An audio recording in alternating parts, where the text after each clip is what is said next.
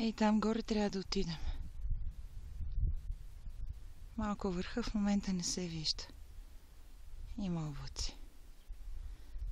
Качили сме се вече над Елениното езеро. Надолу се вижда Цепешето. Оттам пък тръгнахме.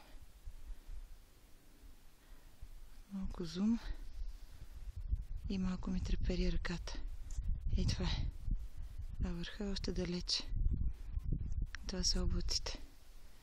Малко припръсква. Обаче е приятно. Страхотия. Чакаме горе да видим какво ще е. Пак ще снимам. Красотата е прекрасна, неописуема. Ега ти лафа, красотата е прекрасна.